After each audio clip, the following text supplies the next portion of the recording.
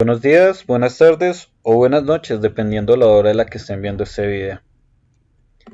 Hemos elaborado una presentación acerca de iluminación, donde nos enfocaremos fuertemente en los conceptos de la iluminación LED. Así que vamos por ello.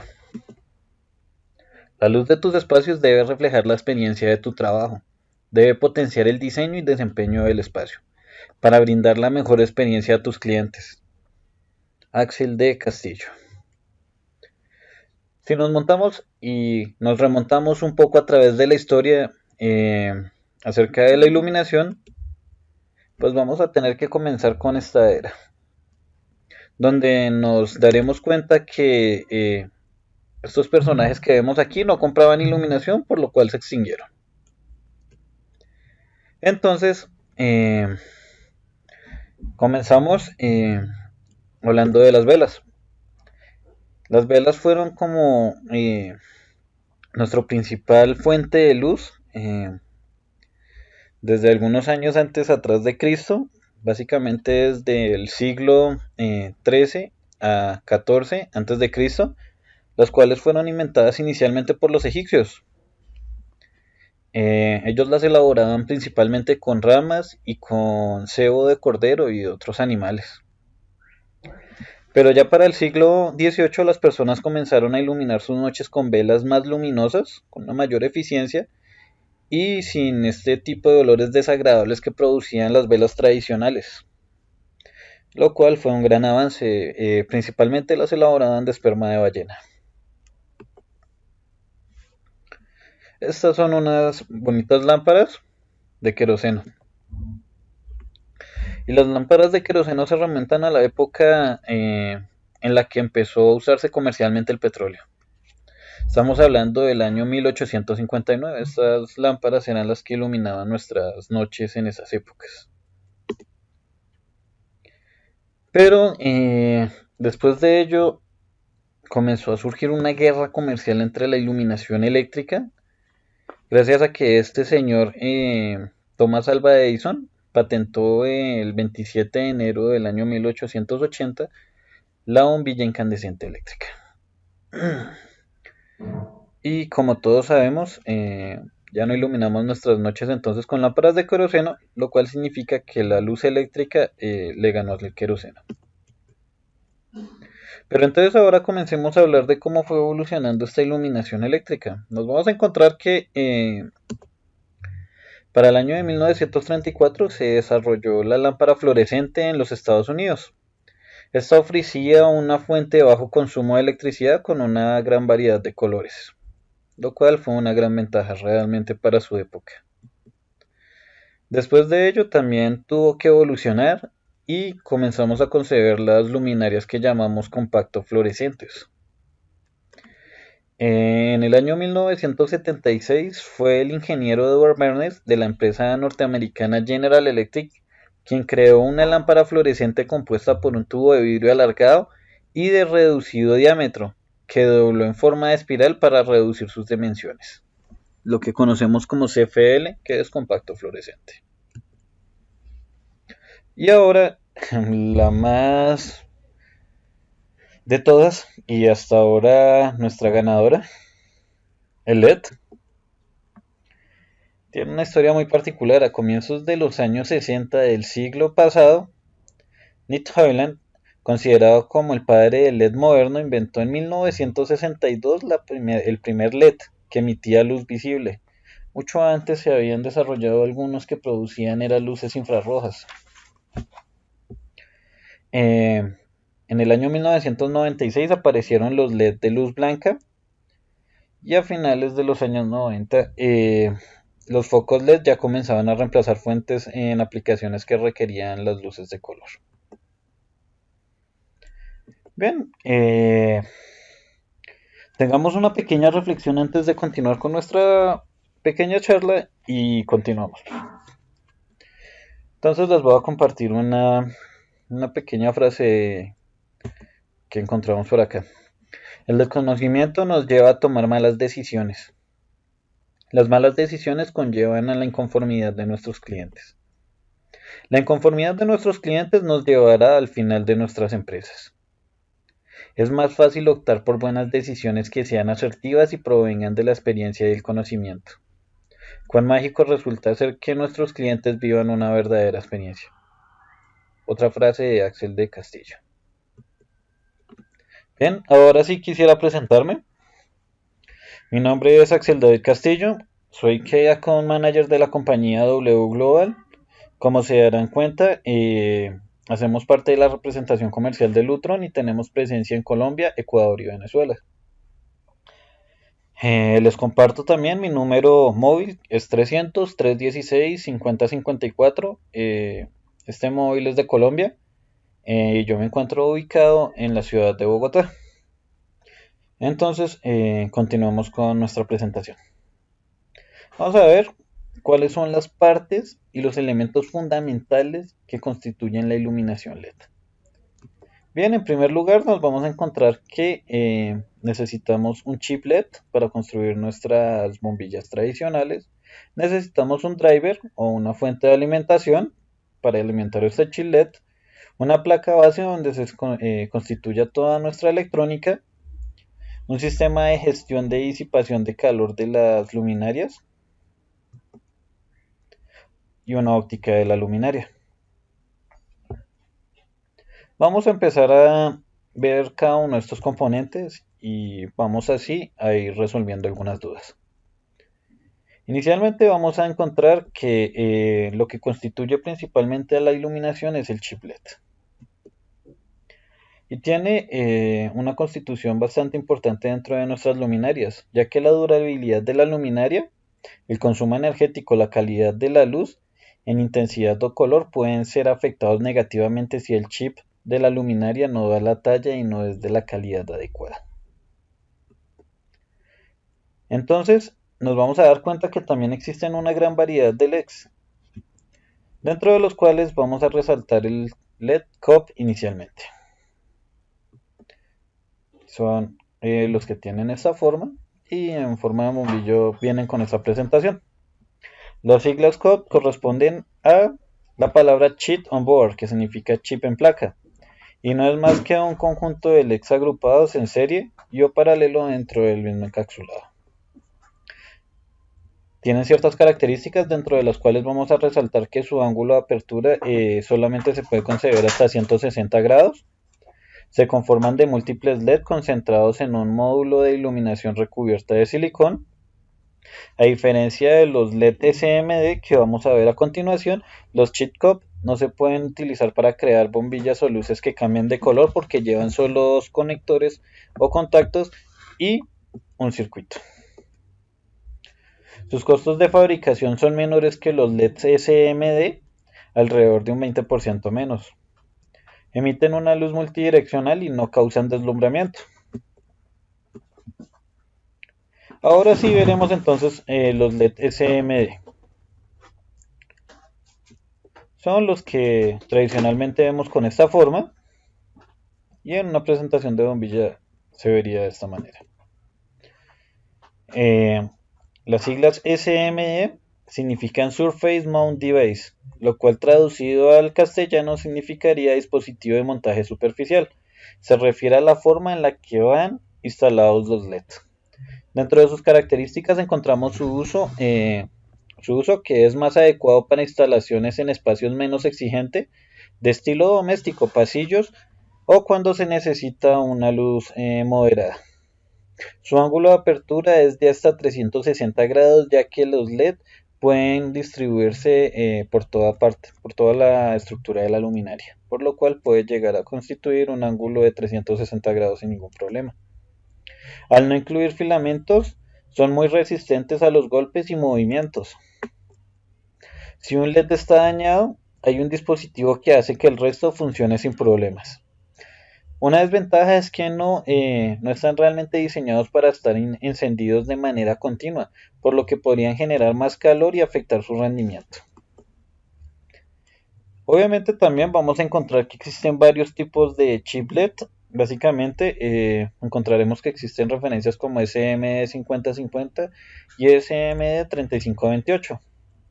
Entonces, básicamente están nombrados de esa forma, haciendo referencia a las medidas de los tipos de cheat que se encuentran con mayor frecuencia en estas cintas. Entonces, cuando hablamos de un SM3528, hacemos referencia a que este chiplet tiene unas dimensiones de 3.5 milímetros por 2.8 milímetros. Son de media potencia, potencia mediana, son de bajo consumo y económicos. Ideales para la iluminación decorativa como acentuar el color en pinturas, bares, mesas o armarios. El consumo promedio suele ser bastante bajo. El SM5050, que es de una dimensión de 5 milímetros por 5 milímetros, es de intensidad 3 veces mayor que el modelo 3528. Es de alta potencia y consumo. Estos LED contienen 3 chips en un mismo armazón. O sea, encapsuladamente allí encontramos 3 chips LEDs. Eh, Generalmente se usan cuando se necesita una alta iluminación en determinada área. Recordemos que es bastante importante comprender que para constituir el color blanco necesitamos de los colores primarios, y estos tres se encuentran casi que encapsulados allí para poder reproducir estos colores sin ningún problema. Entonces, vamos a hablar del chip DIP, que es el que veremos a continuación, que es este, con una presentación de bombillas como la que podemos ver a la derecha. Básicamente significa Dual Inline Package, lo cual, los cuales son luces LED tradicionales. Su diseño consta de un diodo dentro de una carcasa de plástico duro transparente, de los que sobresalen dos pines de conexión. Dentro de sus características están que del color de su carcasa dependerá la luz emitida por el LED. Son de muy baja eficiencia lumínica, básicamente 4 lumens por cada LED. Eso es bastante malo realmente. Fueron los primeros en ser creados y gracias a estos LED se ha ido alcanzando escalones mucho más altos en cuanto a la eficiencia y potencia lumínica. Aquí es donde surge todo esto. La vida útil de estos LED es bastante alta, aunque a medida que van pasando el tiempo va perdiendo un poco su brillo, o sea, su eficiencia se va reduciendo con el tiempo. Comencemos a hablar de los drivers. Estos son bastante importantes. Aunque antes quisiera resaltar que de pronto tal vez me van a insinuar que hay muchísimos más tipos de chip LED, como son los microchip, pero pues estos en realidad son utilizados para crear pantallas de alta definición, donde cada uno de estos micro LEDs constituyen un píxel dentro de la pantalla. Pero pues como se darán cuenta, estas están más referentes a la iluminación que se desarrolla para espacios, entonces creo que no aplicaría en este caso este tipo de LEDs. Y estamos hablando de los que son usados de manera más comercial. Entonces, habiendo aclarado esto, vamos a continuar con el driver LED. Entonces, básicamente las luminarias basadas en tecnología LED requieren una fuente de alimentación para poder convertir la tensión eléctrica. Estos datos es lo que hace que la tecnología LED sea mucho más efectiva que el resto, ya que aprovechan la energía eléctrica gracias a estos convertidores. Una fuente de alimentación es vital para una correcta eficiencia energética y la estabilidad en su funcionamiento. Existen diferentes tipos de driver, dentro de los cuales encontraremos las fuentes capacitivas, que son los LED baratos, los que encontramos casi que en el 90% de nuestra región. Entonces, los LED cuando son enfrentados a estas fuentes capacitivas soportan un pico de tensión muy alto al encenderse, y eso acorta su duración. El parpadeo puede llegar a molestarlos bastante debido a la frecuencia de la red filtrada. Son sensibles a la tensión. Los picos de sobretensión acortan la vida útil de la luminaria LED, y el número de LED es fijo. No se puede eliminar un LED de la serie si se avería. También contamos con fuentes de tensión constante. se utilizan para alimentar las tiras de LED que incluyen una resistencia limitadora por diodo. Eso ténganlo bastante presente, es bastante importante cuando utilicen este tipo de tiras LED, comprender que para ello dependen de un driver de tensión constante. Permiten un amplio rango de tensión de entre 100 y 250 voltios en corriente alterna. Los encendidos y apagados no repercuten la vida útil de los LED, lo que sí pasa con las fuentes capacitivas, y también este problema lo tienen las luminarias fluorescentes. El número de LED es fijo, no se puede eliminar un LED de la serie si se avería. Y ahora hablemos de las fuentes de corriente constante o los drivers de corriente constante.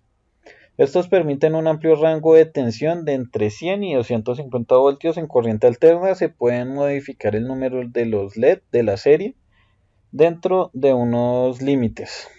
Los encendidos y apagados provocan un pequeño estrés en los LED. Es como el único detalle así que tienen en particular. Pues en realidad lo ideal sería que las lámparas tuvieran un driver de corriente constante por cada LED, pero pues en verdad los costos serían bastante elevados. Vamos a hablar, dando continuidad al tema de los drivers, de algo que se llama el factor de potencia. Y vamos a comprender de qué se trata esto. Realmente el factor de potencia es un sistema de medida que está constituido en una escala de 0 y 1, donde comprendamos lo siguiente: si un sistema eléctrico funciona con una eficiencia del 100%, donde toda la energía consumida por el circuito eléctrico es aprovechado, el factor de potencia será de 1, es decir, el máximo. Pero si un sistema eléctrico solo logra el aprovechamiento del 50% de la energía, su factor de potencia será de 0,5. Por ello, en esta imagen que encontramos en la izquierda, vemos que en la pirámide, en la parte alta, el factor de potencia eficiente es 1 y un factor de potencia deficiente sería 0, porque sería el desaprovechamiento total de la red eléctrica o de la energía eléctrica entregada. Comprendamos un poco cómo se constituye esto y cómo funciona. Y vamos a dar este ejemplo con una analogía que es bastante importante de entender, donde hablaremos de qué es la potencia aparente y qué es la potencia activa y la potencia reactiva. Entonces, la potencia activa, en el caso particular de nuestro ejemplo de la izquierda, donde vemos un vaso lleno de cerveza, sería la cerveza. Y la potencia reactiva sería como tal la espuma. Como tal, lo que estamos obteniendo como un producto provechoso, del cual estaríamos recibiendo un provecho como tal, sería de la cerveza. Esa sería nuestra potencia activa, y la potencia reactiva, a la cual no vamos a obtener ningún beneficio, sería la espuma. La sumatoria de estas dos sería lo que llamamos potencia aparente. Entonces, si vemos nuestro ejemplo de la derecha, nos vamos a dar cuenta que en este vaso, teniendo las mismas dimensiones, obtenemos mucha más cerveza y una menor espuma, lo cual significa que tenemos un mejor factor de potencia en el ejemplo de la derecha que en el de la izquierda. Está relacionado también directamente con el aprovechamiento de la energía que la bombilla realiza sobre la electricidad que le llega. Esto que tenemos aquí es una senoidal, donde tenemos un ejemplo clásico del desaprovechamiento de la potencia suministrada. Como ustedes se dan cuenta, esto que tenemos aquí es la senoidal entregada por nuestra red eléctrica, y a esta solamente le estamos aprovechando estos pequeños picos que vemos internamente aquí, lo cual significa que tenemos un factor de potencia cercano a 0,5, lo cual es muy malo. Y esto sería el clásico ejemplo de una fuente capacitiva, donde deberíamos eliminar este convertidor DC, que sería realmente nuestro filtro.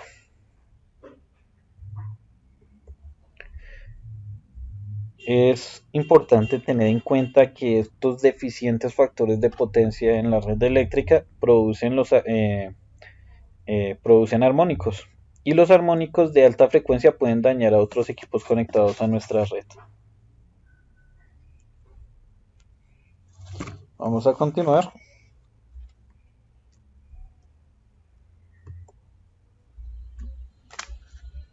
Este ejemplo es bastante importante. Si se dan cuenta en este clásico ejemplo, como tal,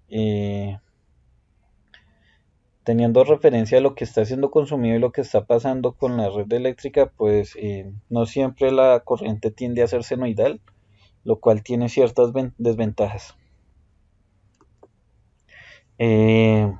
Vamos a ver cómo funciona y qué es lo que está pasando en este ejemplo. La intensidad absorbida por el circuito tiene una forma de onda no senoidal y además es desfasada. Esta forma de onda distorsionada se compone de varias frecuencias superpuestas que se conocen como armónicos. Recuerden que los armónicos causan problemas en nuestras redes eléctricas. Entonces, ¿qué es lo que está sucediendo acá? Básicamente está funcionando el capacitor. Es un ejemplo de una fuente capacitiva. ¿Qué problemas tiene? Es sencillo. Si nos damos cuenta, en estos puntos es cuando el capacitor se carga. ¿Y cómo sabemos que se está cargando? Pues es sencillo. Lo único que debemos comprender es que el funcionamiento de un capacitor es bastante básico. Cuando recibe corriente eléctrica se carga, y cuando deja de recibir corriente eléctrica comienza a entregar y a descargar. Entonces, eso es lo que vemos aquí. Vemos que en este capacitor, en este caso particular, este condensador se está cargando, llega a este punto y en este punto empieza a descargar la energía eléctrica. Y esto lo hace constantemente. Y pues esto tiene una serie de problemas. ¿Y cuáles van a ser? Que la corriente va a tener esta forma en cada ciclo de la senoidal inicialmente. Solo tiene corriente cuando la tensión del capacitor sea menor que la tensión de la senoidal de alimentación. Y eso hace que se generen también picos de corriente muy prominentes. Entonces,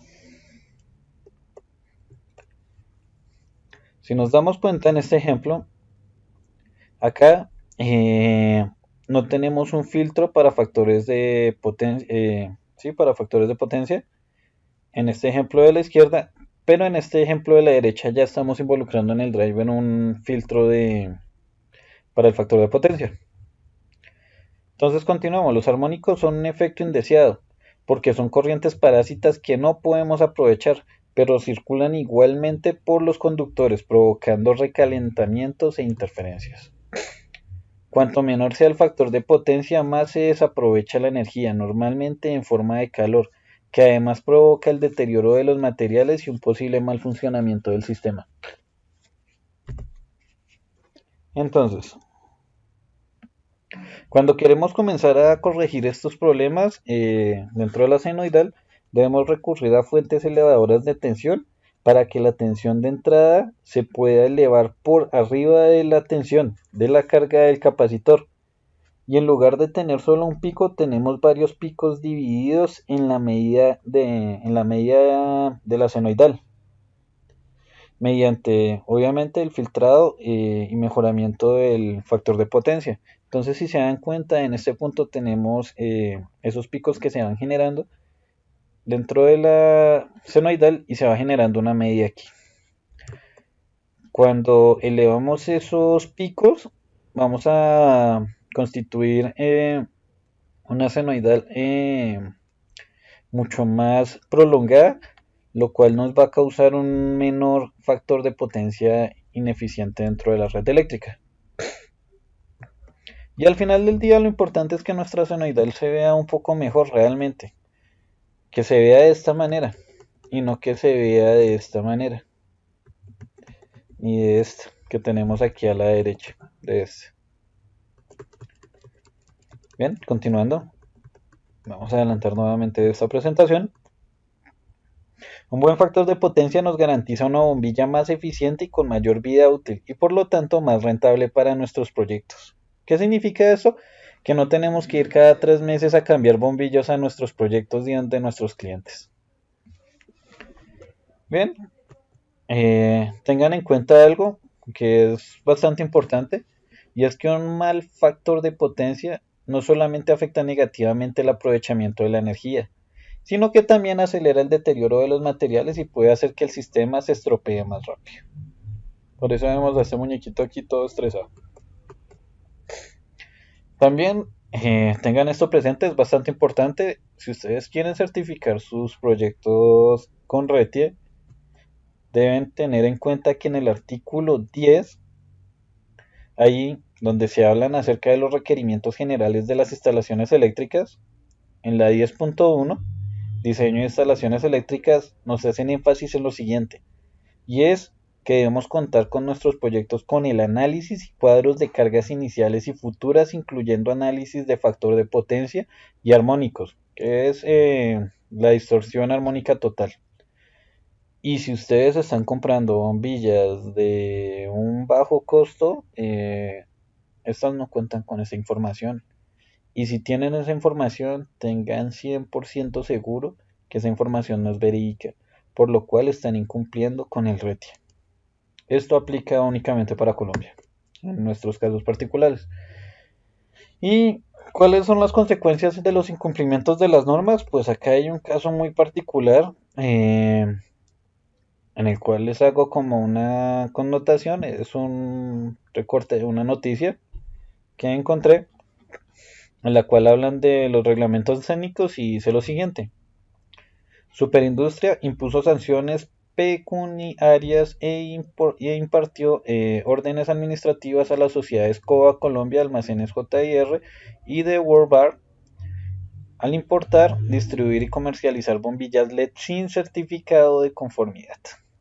Si nos vamos aquí en la parte más baja, que es lo que nos interesa, encontraremos las investigaciones administrativas se iniciaron de oficio con visitas de inspección que efectuaron funcionarios de la superintendencia al punto de comercialización de la tienda de Uno Chico 93, propiedad de la sociedad Coba Colombia, ubicada en la ciudad de Bogotá, en la que se inspeccionó el producto denominado bombillo LED Global Shine de 5 vatios, los cuales presuntamente incumplían los requerimientos establecidos en el artículo 820.3 del anexo general de la resolución 180540 de 2010, por el cual se expide el Reglamento Técnico de Iluminación y Alumbrado Público RETILAC del Ministerio de Minas y Energía, al no haberse aprobado documentación que demostrara el cumplimiento del reglamento mencionado de los productos verificados. Entonces, ¿qué significa en palabras más y palabras menos? A ellos les terminaron decomisando toda esta iluminación por no cumplir con las normas. Entonces no caigamos en esas trampas, muchachos. La base de la iluminación LED. Entonces, la base de estos elementos es fundamental para que nuestras luminarias tengan lo que vamos a ver a continuación. Una gran eficiencia energética, una larga vida útil, una gran calidad de luz, encendidos instantáneos y además de ello la ausencia de parpadeos, que es algo que molesta mucho. ¿Por qué dice que encendidos instantáneos? Porque los capacitores y las fuentes capacitivas tienen que cargar primero los condensadores para poder encenderse. Con una fuente que tengamos certificada sin ningún tipo de problemas, créanme que vamos a tener encendidos instantáneos. Entonces, ¿qué pasa con la iluminación LED barata? Pues, ¿qué podemos esperar de los LED baratos realmente? Vamos a ver cómo destapan uno. Bien, ahí ya vemos que los destaparon. Vemos unas resistencias ahí para reducir la tensión. Y aquí tenemos toda nuestra luminaria constituida. Una fuente capacitiva con un condensador electrolítico de 130 voltios, o sea, incapaz de soportar picos de tensión. Un capacitor de poliéster. Y ya, se acabó nuestro circuito eléctrico. Ni siquiera contamos con un disipador, un sistema de refrigeración. No contamos con un sistema de filtrado para el factor de potencia. Bien, vamos a tener una luminaria que se va a estar cambiando cada 2, 3 meses y vamos a estar dañando nuestros equipos eléctricos en nuestro hogar. Bien, así estamos mejorando. Entonces, esto es algo importante a tener en cuenta. Estos drivers capacitivos afectan la vida útil de la luminaria y afectan la red eléctrica del hogar. Los armónicos resultantes de un factor de potencia eficiente provocarán calor dentro del neutro de la red eléctrica del proyecto, por lo cual se deberán recurrir a un cableado de mayor calibre y se deberán cambiar los barrajes del proyecto. Esto es demasiado importante. Como un factor de potencia deficiente genera unos armónicos en la red eléctrica, esto provoca que se recalienten los cables, particularmente el neutro. ¿Y qué pasa cuando se empieza a recalentar el neutro? Que necesitamos recurrir a un cable mucho más grueso de mayor calibre para poder tratar de disipar esta calor. Y cuando hacemos eso, pues por obvias condiciones lógicas también tenemos que cambiar el barraje eléctrico de nuestro hogar. ¿Qué significa eso? Que realmente a final de cuentas lo barato sale mucho más caro desde el comienzo. Entonces, ahora hablemos qué incidencias tienen este tipo de cosas dentro de nuestro medio ambiente. Pues entonces véanlo. Un driver que ustedes tengan que puedan garantizar para sus proyectos, como el que está en el costado de la derecha, no va a afectar al medio ambiente tanto como lo hace un driver de bajo costo. ¿Por qué? Esto es sencillo, lo vamos a ver con una frase. El resultado del desperdicio de los recursos y la energía que le significa al medio ambiente producir un producto de mala calidad reiteradas veces tiende a tener una incidencia mayor en el medio ambiente que la compra de un producto de calidad superior, dado a que estos productos de calidad inferior deben reemplazarse con mayor frecuencia. O sea que si somos ecologistas y estamos tratando de certificar a nuestros proyectos como un proyecto ecologista autosustentable, estamos mintiendo. Estamos mintiendo porque eso está provocando el deterioro de nuestro mundo. Mientras que un driver de una calidad deficiente va a tener una mejor incidencia en el medio ambiente porque va a ser algo que no sea de una producción tan masiva como va a depender un driver capacitivo. Bien, ahora comencemos a hablar de la vida útil de las luminarias. Esto es bastante importante porque también hace parte de la historia de la iluminación. Y esta es una comparativa. Ahora sé que también muchos dirán bien, pero esa tabla está desactualizada, ya les hago referencia de algunas cosas de las que ya hace la iluminación LED. Entonces, bien, encontramos que la iluminación halógena tiene una vida útil de entre 3000 y 4000 horas, lo cual significaba que esa era su media de vida y después de transcurrido ese tiempo fallecían. Eh, las luminarias de bajo consumo, que son las compacto fluorescentes, tendían a tener una vida útil de 7500 a 20000 horas. Eso dependiendo también de su fuente, eso podía llegar a ser cierto o no. Y los LED tienen una mayor vida útil, dentro de la cual hay una media entre 35000 y 50000 horas. Ahora bien, cuando ustedes miran una luminaria LED que sea certificada, se van a dar cuenta que hay una condición bien interesante y es que en sus garantías dicen que transcurridas determinadas horas, por ejemplo 30.000 horas, la luminaria va a tener una eficiencia de iluminación del 30%, lo cual significa que no tienen una obsolescencia programada como pasan con las luminarias de bajo costo, las cuales estamos cambiando cada 3 meses o 4 meses realmente. Entonces eso es importante tenerlo en cuenta, porque tengan en cuenta que esos LED o esos diodos LED están sometidos a una tensión bastante alta, eh, digamos superior a la que pueden soportar, lo cual afecta la vida útil de ella. Entonces eso realmente no es tan cierto porque afectan su vida útil. Entonces los LED sí están diseñados para tener una larga vida útil, pero recuerden que eso depende bastante de su fuente. Así también hay luminarias hoy en día en LED que pueden llegar hasta las 100.000 horas de vida útil. Continuemos. Vamos a hablar de qué es eso que llamamos la eficiencia lumínica. Y lo vamos a hacer a través de un ejemplo. Cuando nosotros teníamos una luminaria de 40 vatios en incandescente, esos 40 vatios nos entregaban entre 400 y 500 lumens. Pero cuando llegó las fluorescentes que llamaban ahorradoras, con un fluorescente de entre 8 y 12 vatios obteníamos entre 400 y 500 lumens. Y con los LED, hoy en día tenemos una mayor eficiencia porque con un menor consumo generamos la misma intensidad. Entonces, con un LED de entre 4 y 6 vatios, tenemos una eficiencia lumínica de entre 400 y 500 lumens. Esto es bastante interesante porque pues empezamos a ahorrar muchísimo en iluminación y eso baja los consumos de las redes eléctricas y nos hace un poco más conscientes medioambientalmente. Entonces, vamos a conceder algo y es que de alguna forma tenemos que empezar a controlar entonces el deslumbramiento de la iluminación LED. ¿Y por qué? Porque entonces ya necesitamos y dependemos dentro de nuestros proyectos comenzar a incluir dimmers. ¿Y por qué tenemos que hacerlo? Es que es sencillo de entender, vamos a utilizar este ejemplo. Si nosotros tenemos un bombillo incandescente y le aplicamos 100 vatios, él nos va a entregar 1200 lumens. Cuando nosotros atenuamos esa luz al 1%, él nos va a entregar 12 lumens. Pero si hacemos este ejemplo mismo con un LED, nos vamos a dar cuenta que si a un LED le entregamos 100 vatios, él nos va a entregar 12.000 lumens. Y si atenuamos esta luz al 1%, pues vamos a tener 120 lumens, lo cual significa que en cierta medida va a haber un deslumbramiento dentro de nuestros espacios.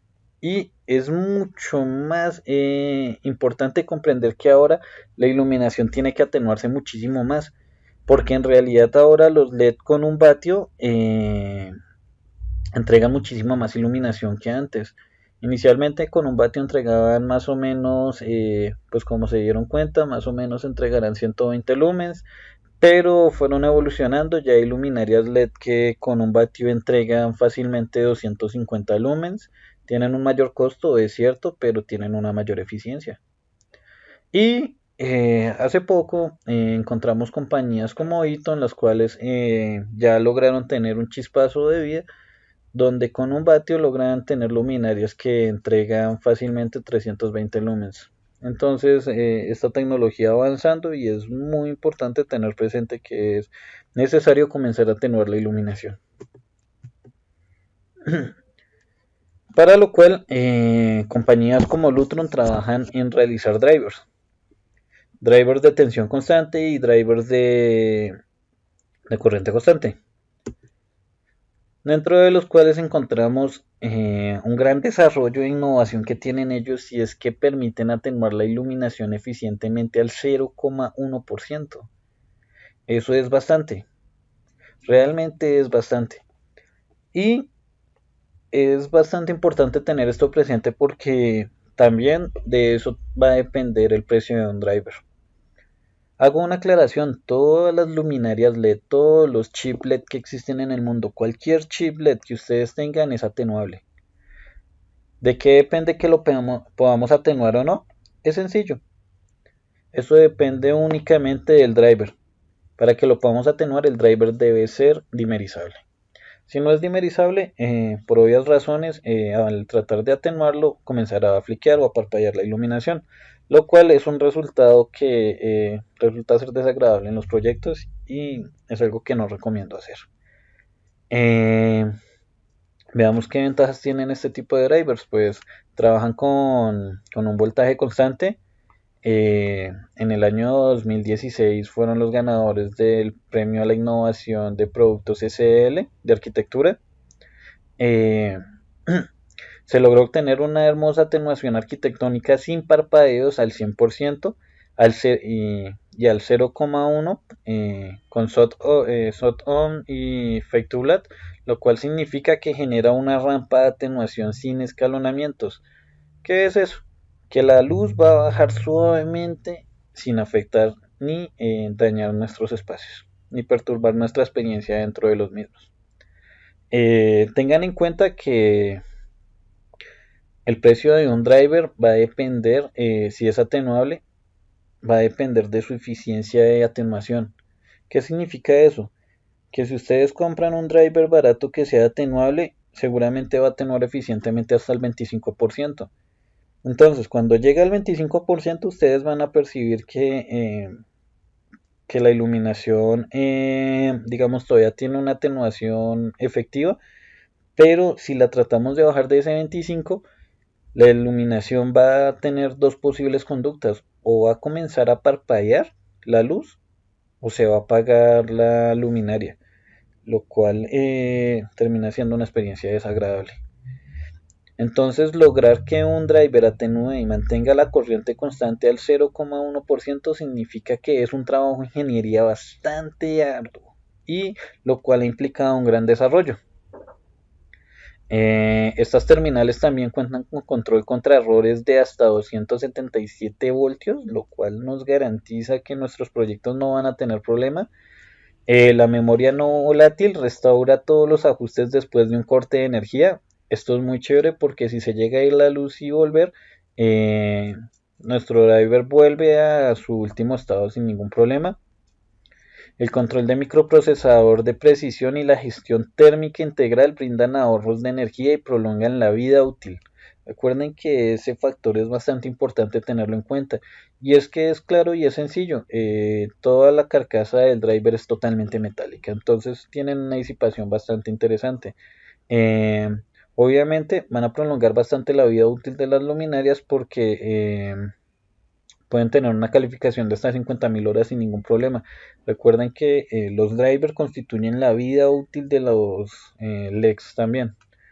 Tiene un rendimiento del 100%, probado en fábrica, proporciona un control preciso de la iluminación y brindan inmunidad al ruido eléctrico que puede causar parpadeo o niveles bajos de ruido. Entonces, créanme que con esto no van a tener problemas en sus hogares ni en ninguno de sus proyectos. Lutron actualmente tiene dos presentaciones de estos drivers, entre los cuales encontramos el High Lumen Premier del 0,1, que trabaja con un voltaje a una potencia entre 2 y 96 vatios, eh, y tiene un precio de lista de $250 en el mercado. También están certificados por NOM. También cuentan con otro driver que atenúa al 0,1%. Estos funcionan con corriente constante y con tensión constante, como se darán cuenta. Hay uno que trabaja entre 5 y 20 vatios y el otro trabaja entre 150 y 1050 miliamperios. El precio base de este driver es de $99. Nuevamente reitero, los precios son de lista y están constituidos en base a toda la ingeniería y desarrollo que implica poder atenuar de forma eficiente la iluminación LED al 0,1% y ahorrarnos todos los problemas que podamos tener en nuestros proyectos, porque nuevamente les reitero, cuentan con un sistema que brinda inmunidad al ruido eléctrico que puede causar parpadeo a niveles bajos de ruido, que es lo que escuchamos muchas veces con los drivers baratos, que empezamos a atenuarlos y generan un ruido como un zzzz. Entonces, vamos a hablar de la temperatura del color. Y para ello tendremos que hablar inicialmente de la radiación del cuerpo negro. Entonces veamos qué es eso. La temperatura de color de una fuente de luz se define comparando su color dentro de un espectro luminoso de la luz emitida, que emitirá un cuerpo negro teórico calentado a una temperatura determinada. Eso es, digamos que son los fundamentos en los cuales se estructuró la física cuántica y fueron como los planteamientos que se realizaron cuando se comenzaban a calentar elementos metálicos, y se concebía que después de determinada temperatura el elemento no solamente se fundía, sino que también comenzaba a emitir luz. Y en la medida en la que se iba variando esa temperatura de ese elemento, iba cambiando el color de la luz que era generada por ese elemento. y fueron como los estudios que, para los que quieran revisarlos, desarrolló el señor Max Planck eh, desde el año 1900. De hecho, allí es donde nace como tal la mecánica cuántica. Pero bueno, continuando y enfocando nuevamente nuestra charla hacia la iluminación, eh, continuemos. Básicamente esto es el ejemplo que les estaba dando hace un momento cuando sometemos un elemento metálico o un cuerpo negro a determinadas temperaturas y en ciertas condiciones de temperatura ya dejan no solamente de fundirse sino que también empiezan a emitir luz y esa luz tiene un color. Entonces, a mayor temperatura el color se hace más frío o azul y a una temperatura baja el color es mucho más cálido o rojizo. Y esa medida del color de temperatura se tiende a dar en grados Kelvin. Entonces, antes de continuar, quisiera remontarme a esta parte y quisiera hacer una aclaración. Como ustedes se dan cuenta en esta gráfica, cuando nosotros estamos por debajo de ciertas temperaturas, los cuerpos producen radiación, incluso el cuerpo humano produce una radiación que está por debajo de los 1000 grados Kelvin. Y a estos se los conocen como infrarrojos. Pero cuando estos infrarrojos incluso los tienen los controles remotos, que es como emiten la información para encender o apagar, por ejemplo, los televisores, a través de ese LED que vemos en la parte sobresaliente del control. Pero cuando llevamos este concepto a temperaturas muy altas, ya muy por encima de los 10.000 grados, esta empieza a generar es una luz ultravioleta. Esto es bastante importante a tener en cuenta. Entonces, si se dan cuenta, lo que empieza a generarse aquí básicamente casi que son los colores del arco iris, donde nuestra temperatura inicial va a generar un color rojo, después se va a generar un color naranja, a más calor se va a generar un color amarillo, a mucha más calor se va a generar una luz verde y finalmente encontraremos una luz azul, luego encontraremos una luz violeta y después de ello se encontrará la luz ultravioleta. Bien, continuamos. Entonces, esto es algo que quiero contribuirles, que es bastante interesante como para que tengan presente en sus proyectos. Es como un plus que les puede servir para convencer a sus clientes de que deben cambiar la iluminación fluorescente. Entonces, veamos. ¿Qué se necesita para generar un arco eléctrico? Eso es sencillo, aumentar la densidad de carga eléctrica contrarias a cada plano.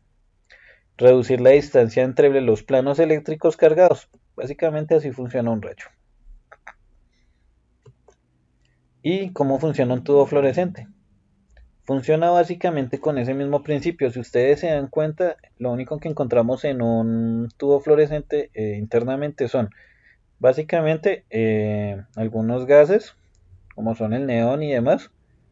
Encontramos unos cátodos en cada extremo, los cuales cuentan con unos filamentos, los cuales generan un arco eléctrico de extremo a extremo, entre cátodo y cátodo, y eso lo hacen elevando obviamente la tensión y esto no produce una luz visible, sino que produce un espectro de luz ultravioleta y esa luz es perjudicial para nuestra salud en cuanto a nuestros ojos, en cuanto a todo lo que ustedes quieran relacionar.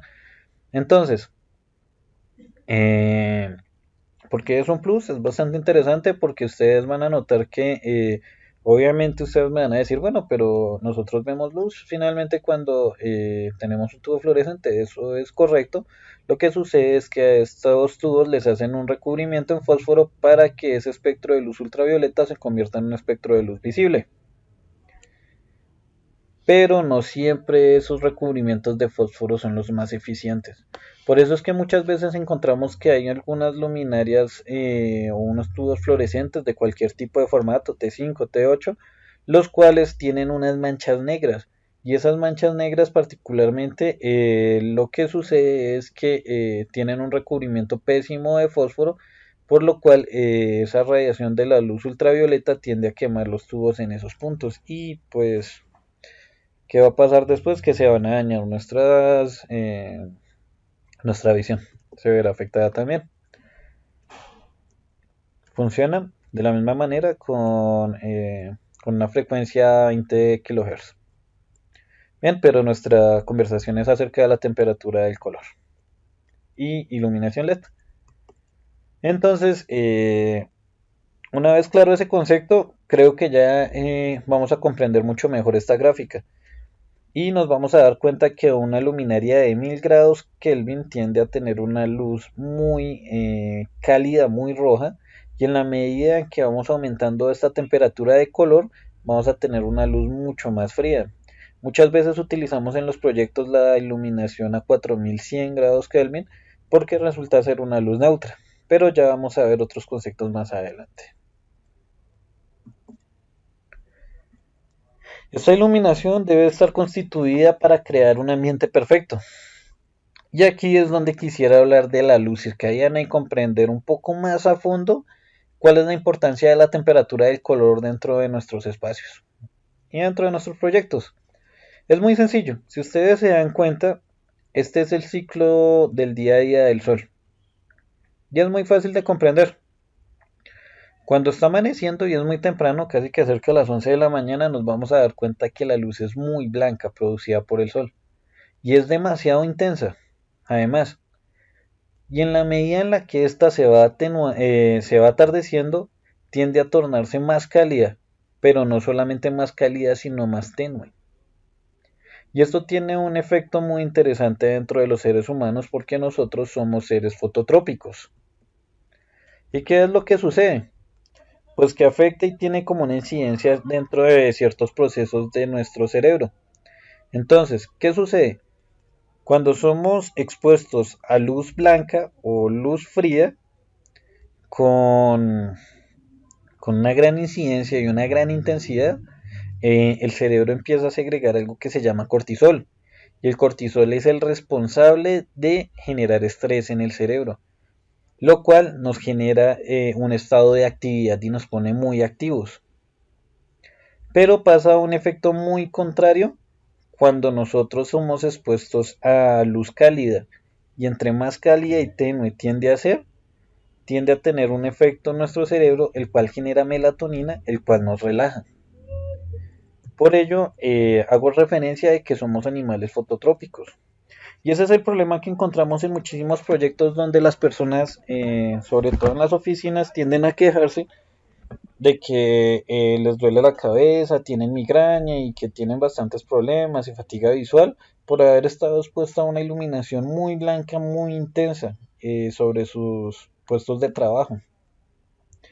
Y tienden a ir al médico y el médico pues les entrega una fórmula médica o una incapacidad donde dice que la persona es muy sensible fotométrica, es muy sensible a la iluminación. Y las personas de mantenimiento lo que tienden a hacer es desconectar, cortar los cables de la corriente y dejan la iluminación, la luminaria sin encender, lo cual también es deficiente porque al tener la ausencia de iluminación, las personas tienen que forzar muchísimo más la visión, lo cual genera un desgaste también en la visión. Entendiendo esto, entendiendo un poco el ciclo circadiano de la iluminación, vamos a entender que esto tiene una incidencia bastante interesante dentro de la salud de las personas, ya que al ser animales fototrópicos, nuestro organismo tiende a responder a la iluminación y eso también va a afectar nuestros estados de ánimo. Y lo curioso del caso es que también tengan presente las ausencias de sueño pueden estar también radicadas por una iluminación deficiente. ¿Qué les recomiendo yo? Tener una luz tenue antes de dormir, no tener encendido el televisor ya que produce una luz azul, la cual también va a generar un efecto de liberación de cortisol dentro de nuestro cerebro y por lo cual no vamos a poder descansar. Con una luz cálida, con algo de música, vamos a generar un efecto más interesante. Y si no me creen, entonces respóndame en esto, ¿con qué luz ustedes podrían descansar mejor? ¿Con una luz blanca muy intensa a las 10 de la noche o con una luz tenue y cálida a la misma hora? Obviamente es muy sencillo de entender, la luz cálida nos va a generar un ambiente más confortable, nos va a relajar muchísimo más, lo cual nos va a permitir descansar.